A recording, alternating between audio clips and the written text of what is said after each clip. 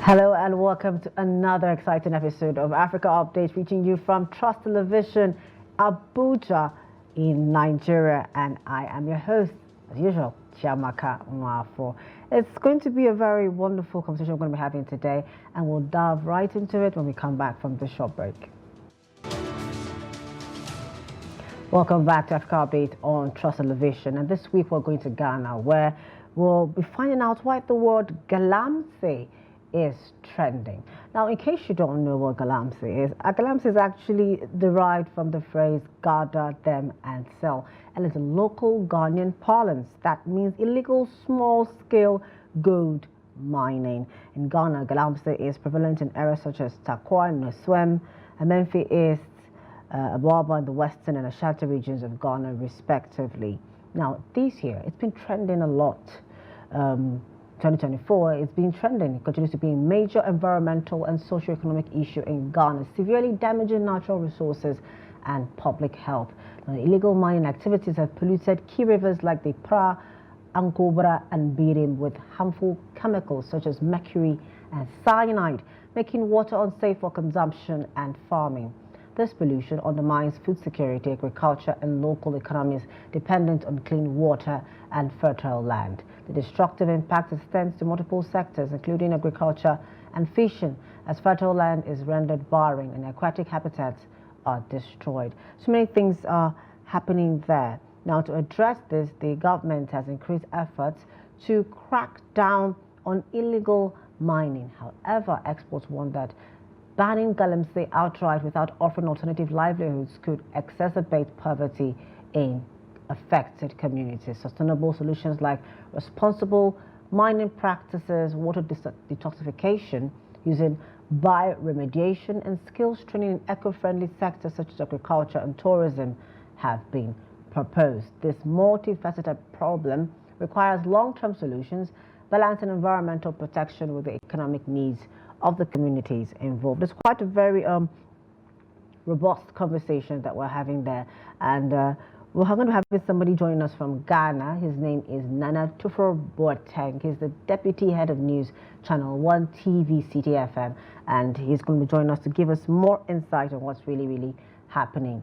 Now, hello, Nana. Good afternoon. Hi, good afternoon, and thank you for having me. Thank you for joining us. Now, first of all, you're on ground. Give us an overview of the situation of Galamsey. Well, the situation is quite devastating. Now, Galamsey, as we have it, is a name we have coined representing illegal small-scale gold mining here in Ghana. And so what it is that there are various areas in the country that have these mineral deposits. However, the mining of these mineral deposits in these areas are not streamlined, they are not regulated, they are not being done properly. There's no sustainable mining as it is being done by these illegal small-scale miners who we refer to as Galamsey operators or Galamseyers. And so what is happening is that they are causing distraction to the environment, i.e. the water bodies, the farmlands, and of course, pollution of the atmosphere as well. And so basically it is widespread, especially from the southern parts of the country, heading into the middle belts of the country. That's where you find the Galamsey very predominant. However, there are reports in certain parts of the northern region as well. And so if you ask me what the situation is, I would say that it is dire. It is posing a threat to our environment and to our livelihoods. Our Ghana Water Limited has warned that if we do not put a stop to this practice, then of course there will be a challenge in getting water in its raw state to purify for consumption, making reference to potable water. And so there's the threat of having to import water in the near future. So basically, this is the reality we are having to deal with. The practice of illegal small-scale gold mining continues to wreak a havoc on our societies, our communities, our environment, and threatens our livelihoods as a people. Okay, thank you so much. Now, this is an election year for you and your country, and we think that I think it's like it was a topic of conversation for your current president, and it's like it's something which is going to tip the scales in the election. That's the vibe I'm getting from the conversations I've seen on the internet and the stories I've read so far. How does this is this going to be an issue really for December 7th? Indeed, it is. And if you trace back to previous years, our current president, as you rightly made reference to, actually put his presidency on the line for illegal small-scale mining. He actually did say that he was ready to put up and ready and willing to put up a fight against illegal small-scale mining. And of course, he was willing to put his presidency on the line for this. However, the menace continues unabated. Admittedly, several measures have been instituted by the government in power. We've had measures including Operation Galam Stop, which included a deployment of the military and a police, a joint deployment into some of these mining areas to help fish out these illegal miners and, of course, put a stop to their acts. We've seen a seizure of equipment across the country. We've seen some arrests being made, some prosecutions actually still ongoing. However, the threat remains because at the point that it is now, it has moved from an individual's greed to more of a bread and butter issue due to the high rate of unemployment in the country. And so the danger really is that indigents in these communities are adamant and still want to engage in because they would not fancy a foreigner or someone not from the community coming into the community to mine the resource and to take it out. They also want a share of the resource there. And so coming back to your question about whether this is going to be topical or is going to tilt the election in any way, you'd recognize when you go on air or even on the internet that the two dominant political parties, I'm making reference to the incumbent New Patriotic Party, NPP, and the opposition, the largest opposition party, that's the National Democratic Congress, NDC, have both been heavy on this particular matter because they know the impact of this matter and how it will play out, the dynamics it holds and the potential it has come December 7 when Ghanaians go to the polls. But however, you would have to be careful. You'd want to be careful with how you attack it. And so you hear certain policies or initiatives being announced heading into the elections. Both parties have launched their manifestos and have made statements regarding illegal mining. However, one thing that remains is that the practice is ongoing. And so irrespective of what promises are being made or what narratives surround the issue, what is more important is the political will to go in there and put a stop to it, rather than the promises around it. One side of the political divide is promising to streamline the activities of these illegal miners. Another is looking to tackle with regulation. And so you have both parties on either side of the political divide quite heavy on this matter, knowing the importance of it. I mean, there's the political currency involved. If you're going to speak about it and you're not careful, you would have yourself to blame, especially knowing the numbers in these mining areas. And then also, if you're going to be harsh on it, also, you know the detrimental effect it will have on your political future. And so both parties are being careful. However, having the nation at heart, the general population who are really interested in safeguarding their water bodies and preserving the environment, you definitely want to make a statement regarding illegal mining in order to keep the balance within the political arena when it comes to the issue of illegal mining. Okay.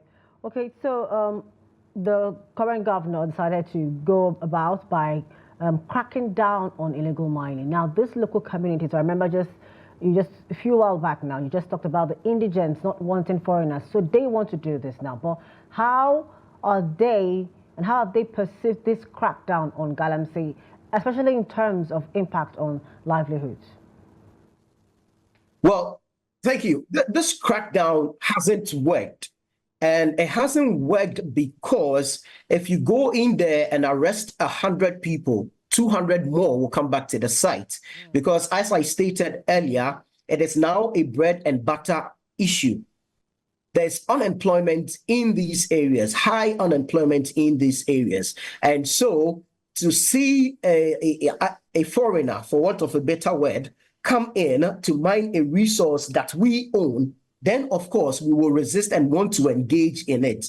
The government also has another strategy it is employing to help deal with this, and that is what they call the community mining schemes, where they go into these communities to regulate the activities of mining, to streamline it, bring interested parties on board, fine-tune the modalities in the mining, and then, of course, engage in sustainable mining to ensure that there's reclamation after mining. You reclaim the land to restore it back to its original state, and then, of course, you protect the water bodies and the environment, as well as the livelihoods of the people. However, the major issue in the country now is that due to the level of devastation and destruction and how widespread it is, that there's unity in calls for a ban, a complete ban on small-scale mining, so that the issue can be addressed head-on, and then when solutions are found, the government can begin to bring all players on board so that holistically we can find a proper solution to the illegal mining menace. We've had various worker unions, various professional bodies, various associations make calls to the president to declare a state of emergency in these mining areas and to put a ban on mining as soon as possible. They're actually calling for an immediate ban to illegal mining, small-scale mining, so that holistically all players, all actors can find a lasting solution to this menace. Now, my station, Channel One Television, has also embarked on a campaign which we have dubbed I Stand Against Galamsey, with the hashtag Stop Galamsey Now, because we've gone around the country and we've seen firsthand what the level of destruction is, the chaos on the havoc that has been wreaked by this illegal mining. And so we've dedicated our airtime, our resources, our personnel to help push this agenda to get the government to act regarding the menace of illegal mining here in Ghana. Okay, so Nana, just before we go, we're going to look at the impact. Now, how has this environmental damage from Galamsey affected Ghana's efforts to meet the United Nations Sustainable Development Goals? Well, the SDGs talk about universal access to potable water, universal access to education. There's talk about sustainable environments. There's a goal on climate change, adaptation, and of course, tolerance. But if you look at what illegal mining is doing, the havoc it is wreaking in Ghana, our river bodies are not only being polluted, they are being diverted, others are being silted. And so the potential of our water bodies getting destroyed is high. And so this will also mitigate Ghana's efforts at achieving the SDGs. Now, if you look at climate change, you need your trees, your greens, to help ensure that at least you are within some suitable or sustainable weather conditions. Recently, we've had a long dry spell that has resulted in a ban on the export of cereals in the country, because we need to safeguard what we have and ensure that our communities thrive. All this can be traced to illegal mining, because now we are destroying plantations. We are destroying trees, we are destroying farmlands, all in search of gold, but not doing it in a sustainable manner. We're doing this illegally using unorthodox methods. And so we're destroying our farmlands, our trees, our plantations, and so we're open to global warming as it stands. That also is a stumbling block in our efforts to achieve the SDGs.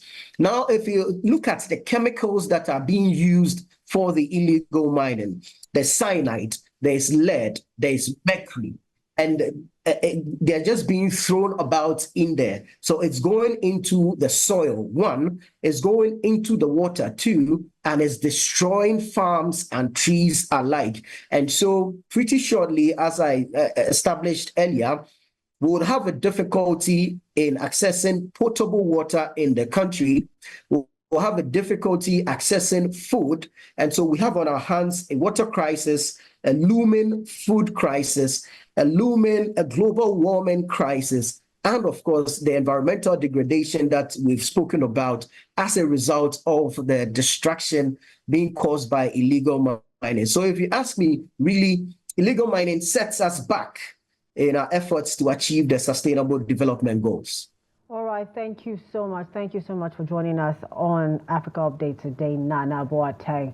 Well, he is the Absolute pleasure. News Channel 1 TV and CTFM.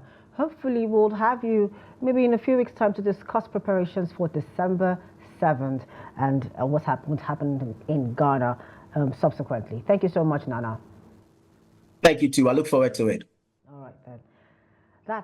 We've been talking with Nana Boateng, who's been talking to us about the Galamsey situation in Ghana. Now, Galamsey is actually called illegal small mining. That's just a word coined in Ghanaian parlance to talk about illegal small mining. It's been a big issue. It's been trending actually on the Ghanaian space.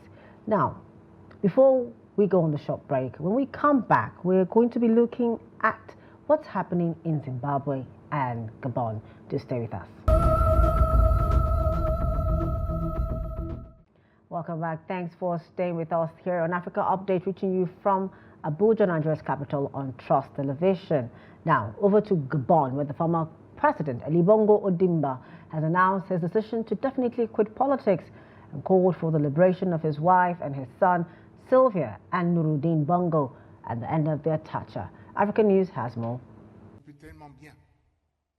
Bongo Ondimba, who was deposed in the coup in August last year, has addressed Gabonese.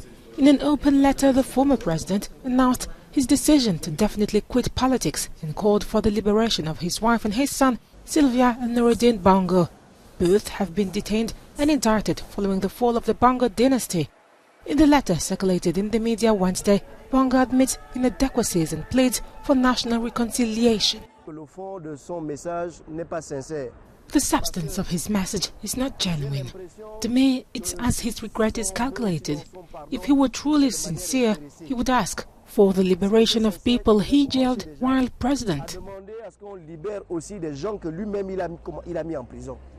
I have mixed feelings. If we respond with the heart, it would be very complicated. Yet, our reverence of our Christian faith would ask for us to forgive. You see, it's difficult. We forgive him. In Gabon, we are united. I would like for him to be forgiven so that we can start afresh. As you heard, most Gabonese question the former president's sincerity and intentions. They ask, why is he only interested in the fate of his jailed wife and son? What about members of the group known as the Young Team who gravitated around Sylvia and are also in jail? Or what about the Gabonese perceived to be political prisoners jailed under Bongo? And from Gabon, we go to the southern part of Africa in Zimbabwe, where South Africa is exhuming remains of citizens who fought the apartheid regime but died in exile in Zimbabwe. Families of Zimbabweans killed in the same area by security forces are hoping their loved ones can be removed from mass graves and given proper burials too. Columbu's Mavunga reports for the VOA. The South African government